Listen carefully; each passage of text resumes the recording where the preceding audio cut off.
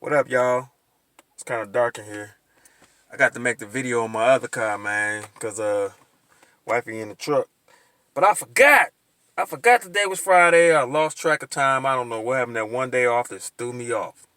So this is what I'm gonna do. I'm gonna do a late night story. This is a bedtime story, but it's gonna keep you guys up. But check this out. I'm gonna take it all the way back to 2001. Yeah, 2001, 2002. My son was born.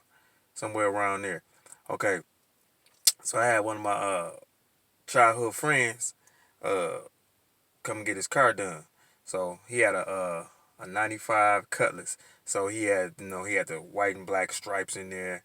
It was a hard top. That was a hot car at the time. So I did pretty good on his car. So he bought a van. So back then everybody was still hustling and everything real hard. So he wanted to have a raggedy van, but the inside's looking plush. So what he did was he bought an old Scooby Doo looking van. It was raggedy as hell on the outside, but the inside he wanted this super duper plush. So he brung it in to me. He was like, "Man, I want you to do your thing with this van." So I was like, "Okay." So the van was like gray on the outside. He wanted like two different color light blues and a white and a black and trimmed in black in the inside. So I was like, "Cool." So we went to work. We took this van all the way apart. So I put the carpet in the van, put the new headliner in the van.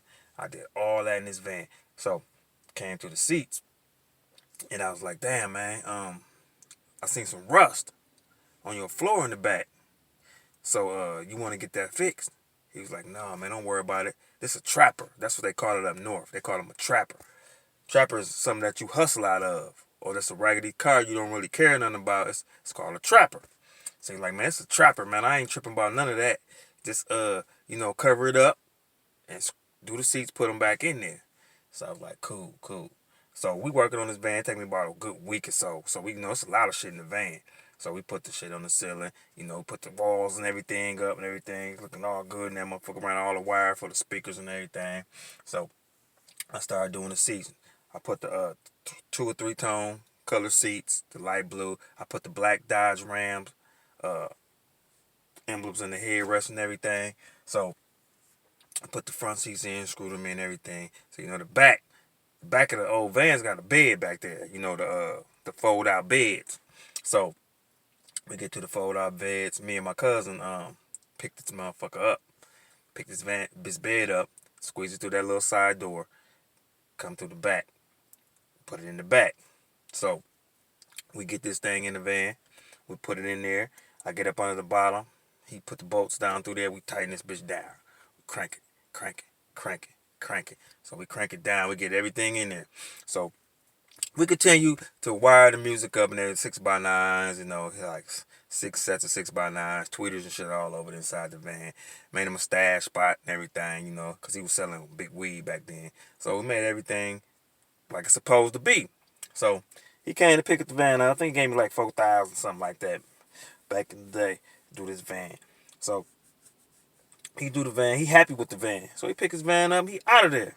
So time go past. A couple weeks. I see him in his car, summertime, nighttime, he be trapping in the van. So on this particular day, I guess his mama uh car was broke. So he had to pick his mom's up because his mom had to usually take care of his grandma. So his mom had to take his grandmother up, take her to her doctor's appointment. So he proceeded to pick his mother up. He went to go pick his grandmother up. So his mom, they go over his mother's house, pick his mom up, go over his grandmother's house, pick his grandmother up. His grandmother get in the car. Now, his grandmother's like 80 something years old. So, the car has two chairs in the front, two captain chairs in the middle, the bed in the back. So, his grandmother get in there. I guess she must have got in the back on the bed part. Okay, so Milwaukee streets ain't that good. So if you guys know, y'all stay in a city with them raggedy ass streets, you know what I'm talking about when it be do do do do do do do do do do do do do do. So he driving down the street in his van. He's like, "Oh baby, I love your van." He showed off to his mama. He showed his grandmama, oh, baby, I love your van. So he like, I don't know, whatever grandson said to their grandmother, I don't know. So they driving down the street.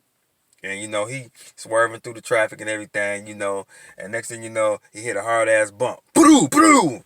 And also he's like, oh! He looked back, the whole back bed and folded up on his grandmama. his, his grandmama folded up in the van, folded up.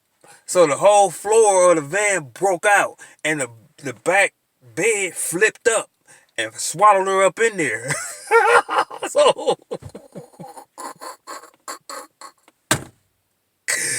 so lucky his grandma wasn't hurt, but he blamed it on me. Said I did something when I told him to specifically fix the floor of his van, but he didn't want to listen. He wanted to be cheap, because it's a trapper. So. So me and this dude, we was cool since kindergarten. All the way through middle school. All the way through high school. Till we graduated. All the way out of school. We was cool. I mean, we went from way back. From the same neighborhood. I'm talking about back. To like, what, 6 years? 6 years old? And we lost our friendship over that. Because his grandmama got folded up in the bed of his chair, his van. That's terrible. And it wasn't my fault because I told him to fix that shit. So the moral of the story, if I tell you to fix your shit, fix your shit. I holla.